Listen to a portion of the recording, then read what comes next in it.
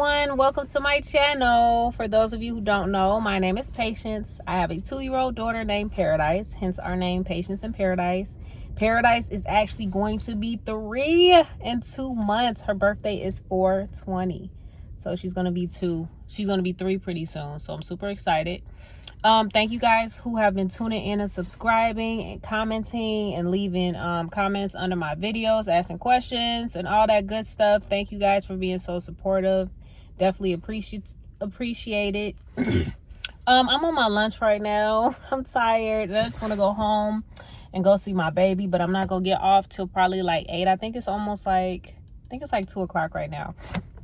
But anyways, I just wanted to come to you guys and just make like a quick video while I can, because I'm trying to squeeze in as much videos as I can within the time frame that I have right now. Please ignore my skin, it's just looking rough and my hair is looking rough, but I did color it. For those of you guys who are interested in the videos of me and Paradise, I will be pushing more of those out. Just give me a minute. It's just been a very busy month. For those of you guys who don't know, I did just move recently. Right after I moved, both of my brothers moved, and right after they moved, both my parents moved. So it's just like a lot. And so with that being said, I will be making more videos with Paradise and I coming very, very soon. So stay tuned for that. But I just thought I would jump into just a basic video. It's going to be pretty short. At the end of this video, I would like for everyone to please do like a Q&A. If there's any questions that you guys have, any personal questions, any dental questions, anything that you guys want me to cover, any questions, I mean anything, please leave them in the comments below, because the next video that I make, it will be a Q&A. So I'll be answering all of you guys' questions like in deep detail, and you guys will really get like a good full story about everything. And so with this video, I'm just going to go over how to seat a patient the right way. So all of us being new assistants, we are very shy. It's definitely different like when you have to start talking to patients and informing them about certain things. So what I'm going to say is, when you first go up there up front to grab your patient, never stand behind the door to talk to them. So say the patient is Mr. Jones. You're going to go out into the actual waiting area, go all the way out in the waiting area, and you're going to say Mr. Jones. Some patients are okay with you calling them by their first name. All depends what your office does. If his name is John Jones, you call John, or you can say Mr. Jones. Usually if it's an older patient, just be more respectful. Just call them by their last name. They like it better anyways. And so, hey, Mr. Jones, you can come with me. If you want to, you can introduce yourself right there. You can say, hi, Mr. Jones, my name is Patience. I'm going to have you come with me, okay? So you take them with you, walk them to the back. Sometimes you have those aggressive patients that want to walk ahead of you. For some odd reason, like they feel like they know where they're going. So if you got those type of patients that know where they're going, just tell them, hey, your room is number 4. Hey, your room is going to be that first door on the right side. It's going to be that last door on the left side. So just direct them if they feel like they want to lead the way and you follow them. But if not, of course, as it goes normally, they will walk behind you. You will go ahead and see them in the room. Based on whatever climate you live in, especially right now, it's cold outside. I always say, hey, we have a coat hanger behind the door if you would like to hang your coat. And for all the ladies, you can say, hey, you know, there's a little coat hanger behind the door if you want to hang your purse if it's not cold outside. And then for all the men and stuff, a lot of times they walk in and they got their wallet and their phone in their pocket. Always just offer them a place to set something. For the men, you can kind of say, hey, I have this counter on your right side. If you want to set your phone down in your wallet, that spot is for you. You know, always offer patients some place where they can set their things, because if not, patients are gripping onto it in a chair. They're like sitting down. It's falling off their lap during the procedure. Then their glasses fall, all types of stuff. So once the patient sits down in the chair and they get settled, you go again. You stand in front of the patient. Always make sure that you're standing in front of the patient. You don't ever want to talk to the patient or introduce yourself behind them. So you go right in front of them again. You say, hi, Mr. Jones, my name is Patience. I'm going to be taking care of you today. That's what you would normally say. Now, say that you guys are doing like a filling or something. You would say, hey, So I'm taking care of you today. We're going to be working on that lower right side. You have 2 fillings over there. We're going to go ahead and start getting you numb, okay? Always make sure that you're telling the patient what you're going to do, and always let them know if they're going to get numb or not. Sometimes there are some fillings where they don't have to get numb. So you would say, hey, that filling is so small that we're working on today, we don't even have to get you numb. But if you are going to say that, if the doctor's okay with that, make sure you always offer them the option to get numb. If you would like to, if you just feel more comfortable with us getting you numb, we can definitely go ahead and just get you numb. But if you want to try it without numbing, if you feel anything, or if you feel anything that feels uncomfortable to you, always raise your left hand, let us know, and then we'll get you numb. The importance of always saying the left hand is because the doctors, 9 times out of 10, always work on the right side. You do have left-handed doctors, so of course you would say raise your left hand. Your right hand. So what you want to do is just always make sure the patient raises the hand that's on your side, so that, say they're in the middle of deep surgery or whatever the case, or they're numbing, or they got the handpiece, the patient's not reaching up on the doctor's side and hitting the doctor's hand. That's why we always say make sure that they reach up on our side, or either tap us or something like that, because we're not that in it like the doctor will be. We can't cause as much harm because he's got the serious stuff on his side. So after you do that, say it's a limited exam, or like you don't really know what the patient is coming in for.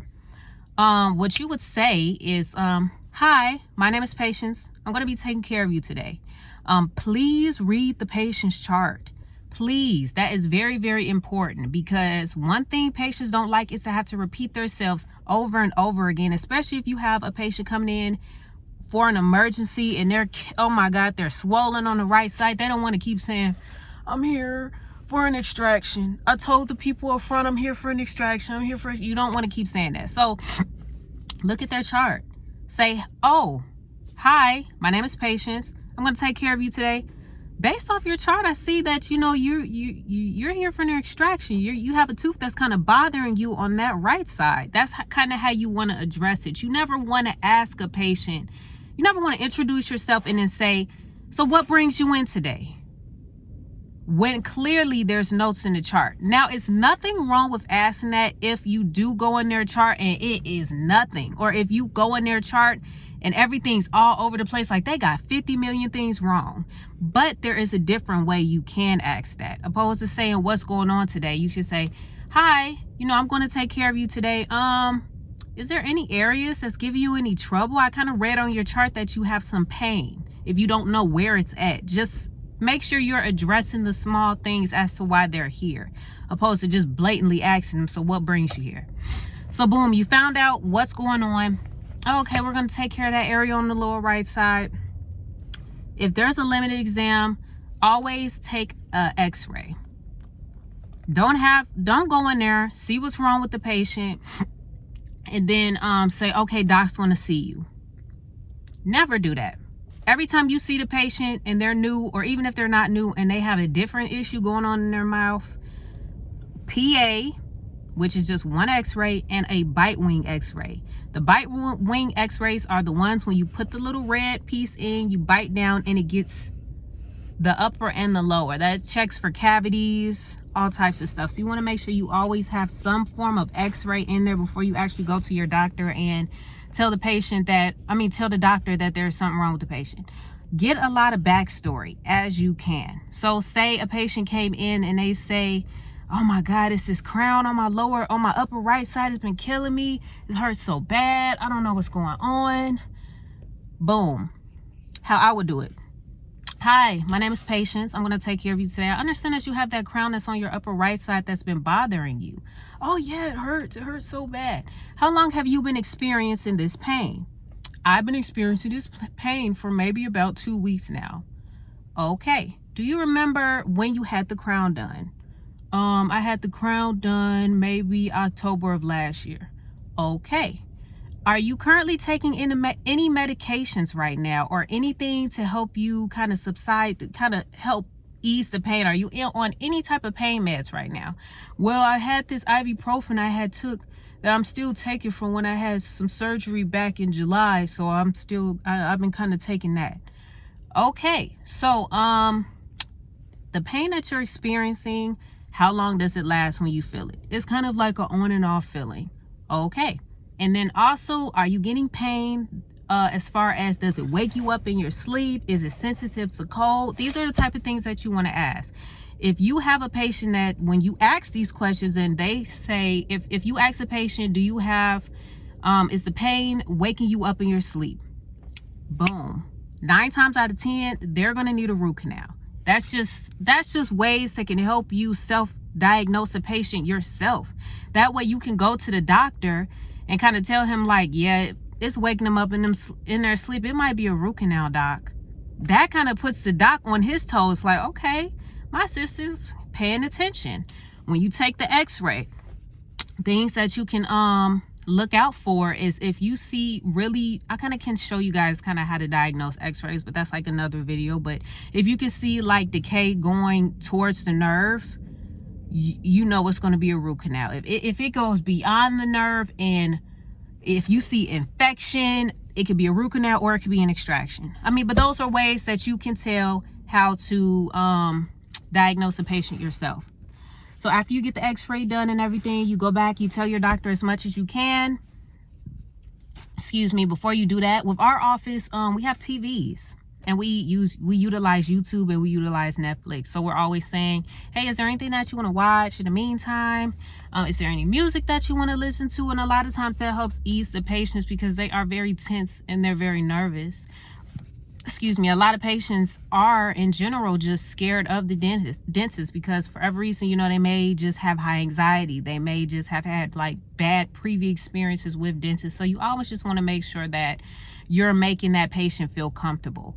After you're done and you say, okay, well, I'm going to go ahead and let doctor know and then we'll get started in a few. Okay. You always want to make sure that you're offering them water. If it's cold, always offer them a blanket. For the older patients, they kind of have back problems and they have like neck problems. Sometimes you can ask them if they want a pillow. Ask them, do they want to lay back a little bit? What makes you comfortable? You know, you can just make sure that you make them feel as comfortable as possible. And especially being that they're new, you want to make sure that they are a returning patient. So the first impression is always the best. So you want to make sure that you leave a good impression on them. After you do that, when you take the x-ray, make sure that, because a lot of times when you take the x-ray, it'll be flipped upside down or it'll be flipped weird. Flip it the right way, for one. 2, make sure that x-ray is up there. Make sure the x-ray is always up there for doctor to see it. He or she does not want to walk into the room and they're like, where's the x-ray? Or sometimes doctors or pull the x-ray up on their computer, or sometimes doctors are so busy doing exams they'll walk past the room and just glance at the x-ray and they're like, okay, I can kind of see what's going on. But you always want to make sure you help the doctors to the point where you have the x-ray up. Also, just trying to cover as much as possible because I think I gotta go back inside soon. I was trying to only get like a 30-minute lunch, but this is turning into like a 45-minute lunch probably, because I got some feelings after this. But after that, always make sure you are staying with your doctor. Never let your doctor go in the room by themselves. You want to make sure that you're always there with the doctor, always making sure that you're being there to grab anything that they need, especially if it's for a limited exam. Let's just call this a limited exam. You always want to make sure that you're there with the doctor. Always make sure that you have a basic kit. A basic kit is always a mirror, an explorer, a probe, and also some cotton pliers, or either some forgot what they call them, but cotton pliers, tweezers. You always want to make sure you have that kit available. Endo ice. A lot of doctors will ask for endo ice because they want to test the tube to see the vitality of it, see if they feel cold or if they don't feel anything. But just make sure you're always there. Always have gauze. Always have patient glasses if your office does that, which mine always does, because the doctors, they don't use an overhead light, but they have a bright light on their eyes. So always offer the patients glasses. If the doctor is in the middle of doing a lot of exams and you notice like, dang, I just seated my new patient, it's been about 15 minutes, they have not came in there yet. Always go back and check on your patient. Don't be afraid to pop in and out the room 2 or 3 times. Patients love to feel like they are, I know y'all can think of the word, important. You know, they want to feel valued. Like, oh my God, they care about us. She asked me if I needed water, if I needed some tissue. If you have an emotional patient, always offer them tissue. If it's cold outside and would you like some Kleenex? Like, just always offer patients things to make them feel comfortable. But I'm going to go ahead and wrap this video up. I hope that this helped you guys, and I will do more videos like this, but I got to get back to work. It's windy as heck outside and I got a patient, so I will see you guys later. I hope you enjoyed this video. Thank you for comment, rating, and subscribing. And please don't forget, please leave all the questions below so I can give you guys a really good Q&A video and answer all the questions that you guys been wanting to hear. Thank you guys. Bye.